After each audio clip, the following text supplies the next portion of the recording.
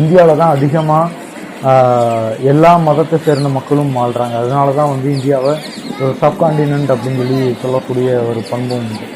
உங்களுக்கு தெரிஞ்சிருக்கும், ஒரு நாட்டுக்கும் சப்காண்டினென்ட்டுக்கும் வித்தியாசம் என்ன அப்படின்னா, ஒரு நாடு அப்படிங்கிறது குறைஞ்சபட்சம் அங்கே இருக்கக்கூடிய மக்கள் தொகையை வச்சுட்டு அது சார்ந்த பண்பாடு, அது சார்ந்த கலை இலக்கியம் அப்படின்னு தான் இருக்கும்.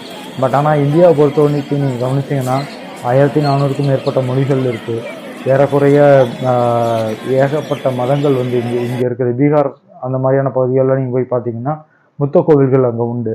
இந்தியாவில் 80% மேலே இந்துக்கள் வாழ்கிறாங்க அப்படின்னா கூட கேரளாவுடைய நிறைய பகுதிகளில், கோவாவுடைய நிறைய பகுதிகளில் சர்ச்சஸையும் உங்களால் பார்க்க முடியும்.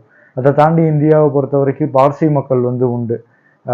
அதே நேரம் அதாவது யூத மதத்தை ஃபாலோ பண்ணக்கூடிய நபர்களும் வந்து இங்கே இருக்கிறாங்க. இன்னும் சொல்லப்போனால் வங்கதேசத்தோட எல்லை பகுதியில் இருக்கக்கூடிய அந்த பகுதிகளில் புத்திஸ்டுகளும் அங்கே இருக்கிறாங்க.